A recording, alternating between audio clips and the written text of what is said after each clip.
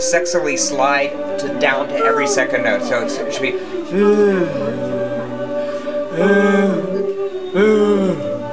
Lynn and I met in New York City in the fall of 1982 at a songwriting workshop. It was sort of a mixer for composers and lyricists to get together and see if there's anything happening. If you mess up, just keep going. So Lynn was, I thought, by far the most talented lyricist in the class. In the world of musicals, when you're looking for ideas, you search all over the place. You look at movies and you read books. And one day I happened to be in the New York Public Library and I found a book called The Man Who Broke the Bank at Monte Carlo. It was one of these novels that was so outrageous. There were so many characters, there were so many shenanigans, people running on and off, you know, this train that featured prominently in the middle. We sort of fell in love with the silliness of that piece. The author of the original novel was a fellow named Michael Butterworth, British gentleman. We wrote him a letter, nice letter, and he responded and said, "That sounds delightful," and then we got the rights. And Lucky Stiff was produced off Broadway at Playwrights Horizons in 1988. Todd took us to lunch and invited us out to lunch and said, "We'd like to make a movie of your show," and we were sort of like, "Oh, well, really?" Because, you know, we had never had that kind of proposal before. So we thought about it, we talked about it, and we thought it would be fun. We're Lucky Stiffs. We're Lucky Stiffs. So are you. So Lynn and I rolled up our sleeves and tried to get back in our heads of where were we in 1988. So it was like sort of channeling, you know, another part of you, another time. It's complete, innocent, wacky, classic farce, and you know, if anybody who ever saw one of the old screwball comedies, this is a new screwball comedy. And I haven't sold a shoe. Well, there's a song early on in the show which is a fantasy, and it's called Mr. Witherspoon's Friday Night, and it's the first thing that he sings in the film.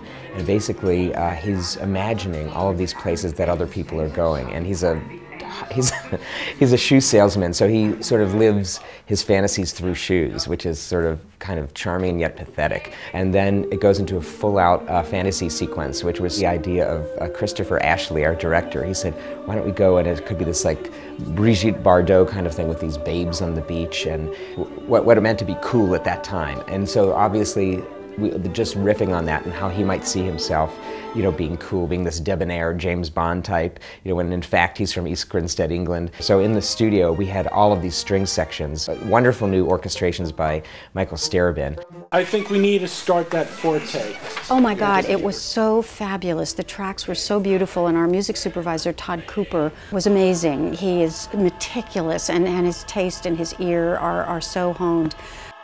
Eric Stern is our MD. Eric Stern is the MD is the guy, music director, who teaches all the singers, who conducts the musicians, who really makes the tracks and the singers sound fantastic, and you know, and works on the performances. In bringing it to the screen, Michael and I had extensive talks, and we really wanted it to be a real movie musical, but you know, have its own identity. And so we began talking about what the colors might be. And so it's set in the French Riviera. So we wanted to have a real accordionist. We had a real harpist. We used a lot of really funny percussion.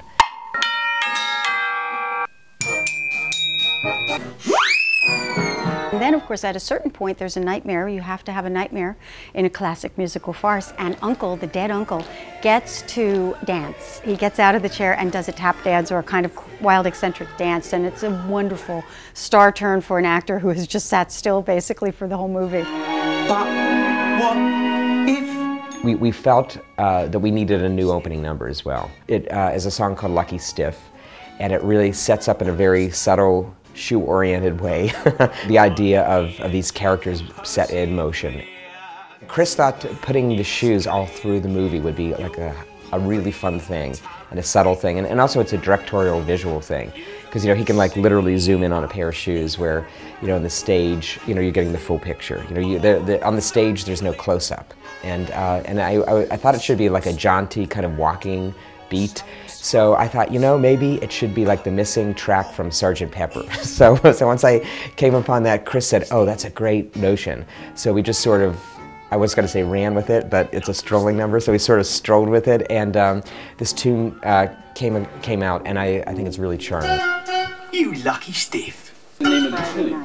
Dominic Marsh, he's a boyish Hugh Grant in a way. He's lovely and funny and very droll, and kind of a Michael Palin innocence to him, where he's going through this wacky world of dead bodies and people chasing him with guns and all that. And he's a wide-eyed innocent and a very funny one. Like a young Ryan O'Neal in What's Up, Doc, with Stephen Ray's haircut and sense of bewilderment. And there was something about seeing this guy who could play the most outlandish scenes, but with a sense of truth to everything he did. And he sang 2 songs and did 2 scenes, and the song Nice, which is a ballad that happens later in the picture, I thought it was one of the most great, I thought it was one of the all-time great film performances that I had ever seen of a musical number. And and it was an audition.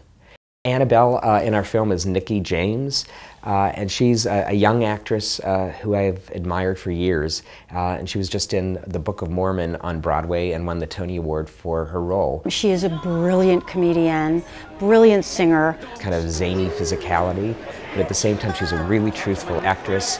She's done major Shakespeare roles at the Stratford Festival. She was Cleopatra, so to go from Cleopatra to Annabelle Glick and Lucky Stiff, like she can cover the gamut, this actress. I will charm him to death. Pam Shaw is a wild thing.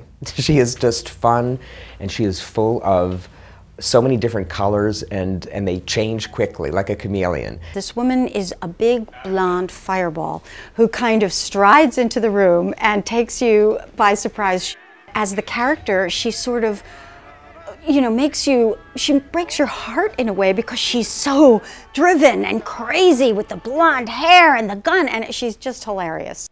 What's the line? Lovely stew getting cold for you? The landlady character is going to be played by Jane Howdy-Shell, who, another stalwart of the Broadway theater. She's a hysterical comic actress, and I can guarantee the minute she shows up on camera, the audience is just going to smile and keep smiling. I'm going to enjoy this. You're going to enjoy it. Lucky Stiff is about fun. And I think it's really about the love of life, and I think it's about people trying to get to the center of their lives and not knowing how. And sometimes it just takes a dead body and $6 million to get there. Cut.